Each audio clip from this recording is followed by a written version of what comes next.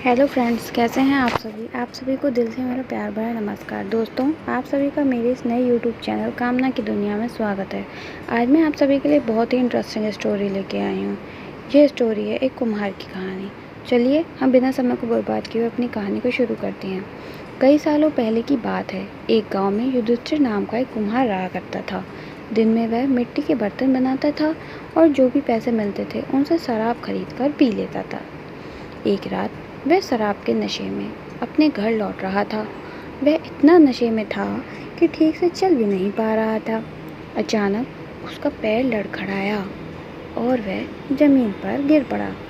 जमीन पर कांच के टुकड़े पड़े थे, जिनमें से एक टुकड़ा उसके माथे में घुस गया। उसके माथे से खून बहने लगा। इसके बाद कुम्हार किसी तरह उठा और अपने घर की ओर चल दिया।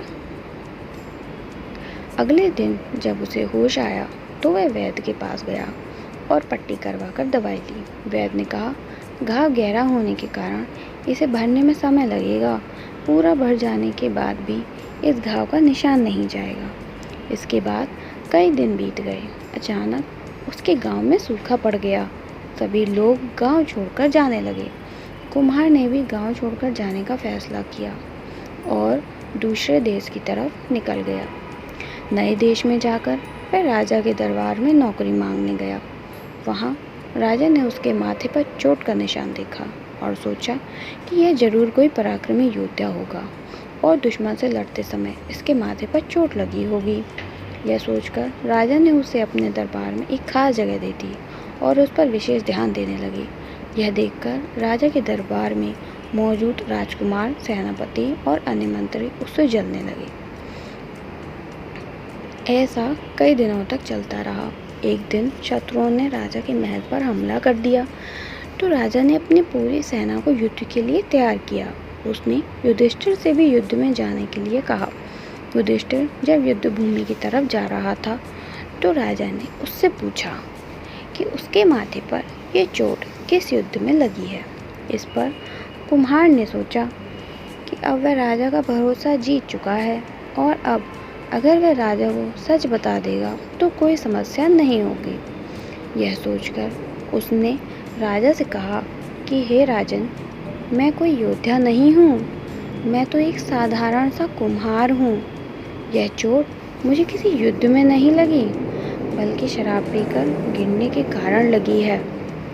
तब क्या था, इतना सुनते ही राजा को गुस्सा आ गया और उसने कहा कि तुमने मेरा विश्वास तोड़ा है और मुझे छलकर दरबार में इतना ऊंचा पद पाया है। निकल जाओ मेरे राज्य से। कुम्हार ने राजा से बहुत मिन्नतें की तो उसने कहा कि अगर उसे मौका मिले तो वह युद्ध में राजा के लिए प्राण भी दे सकता है। तब राजा ने कहा कि तुम चाहे जितने भी वीर और पराक्रमी हो, लेकिन तुम वीरों के कुल से नहीं हो। तुम्हारी हालत शेरों के बीच रहने वाले उस गीदड़ की तरह है जो हाथी से लड़ने की जगह उनसे दूर भागने की बात करता है। मैं तुम्हें जाने दे रहा हूँ, लेकिन अगर राजकुमारों को तुम्हारा राज पता चल गया ना तो वो तुम्हें जान से मार डालेंगे। इसलिए कहता हूँ कि अपनी जान बचाओ और भाग जाओ यहाँ से। कुम्हार ने राजा की बात मानी और तुरंत उस राज्य को छोड़कर चला गया। तो हमारी कहानी यहीं ख़त्म होती है तथा हमें इस कहानी से क्या सीख मिलती है? हमें इस कहानी से ये सीख मिलती है कि इंसान की असलियत ज़्यादा दिन तक नहीं छुप सकती। एक ना एक दिन राज खुल ही जाता है।